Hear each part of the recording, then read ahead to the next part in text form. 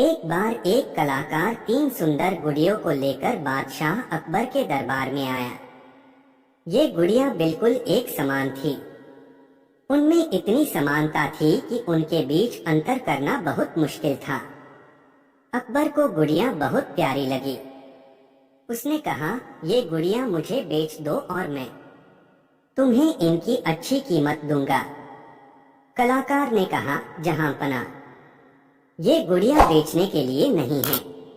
बेशक मैं आपको ये उपहार के रूप में दे दूंगा यदि आपके दरबार में कोई यह बता दे कि तीनों में से अच्छी कौन सी है। यह एक अजीब पहेली थी।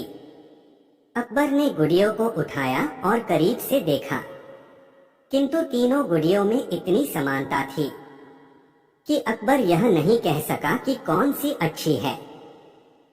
तब उसके प्रत्येक मंत्री ने इस पहेली को सुलझाने की कोशिश की, परंतु वे असफल रहे। अकबर ने बीरबल को बुलाकर कहा, बीरबल, तुम क्यों नहीं कोशिश करते? मुझे विश्वास है कि तुम इस पहेली को हल कर लोगे।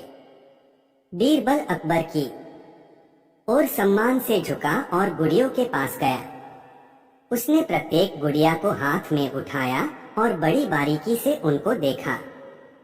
हर कोई आश्चर्यचकित था।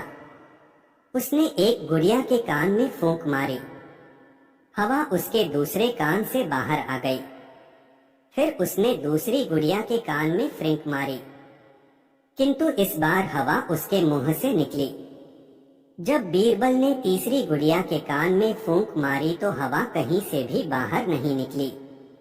बीरबल ने कहा, जहांपना, यह तीसरी गुड़िया ही इन तीनों में सबसे अच्छी है। अकबर हैरान हो गया। उसने कहा, तुमने यह कैसे जान लिया? बीरबल ने कहा, मेरे मालिक, यह तीनों गुड़ियां 3 व्यक्तियों की तरह हैं। जब मैंने पहली गुड़िया के कान में फूंक मारी तो यह दूसरे कान से बाहर आ गई। ऐसे ही जब हम एक रहस्य किसी दूसरे व्यक्ति को बताते हैं तो वह अगले ही पल उसे भूल जाता है। जब मैंने दूसरी गुड़िया के कान में फूंक मारी तो वह उसके मुंह से बाहर निकल गई। ऐसे ही कुछ व्यक्ति जो कुछ सुनते हैं उसे शीघ्र ही दूसरे व्यक्ति को बता देते हैं।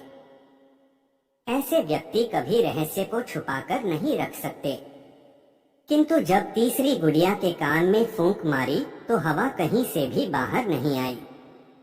इस तरह के व्यक्ति अच्छे होते हैं जो रहस्य को छुपाकर रखते हैं। आप इन्हें कोई भी रहस्य की बात बता सकते हैं। कलाकार ने कहा, मैंने अभी तक केवल बीरबल के ज्ञान के बारे में सुना था, किंतु आज मैंने इसे देख भी लिया। जहांपनाह, ये गुड़ियां आपकी हैं। अकबर ने कहा, उसे बीरबल पर बहुत गर्व है।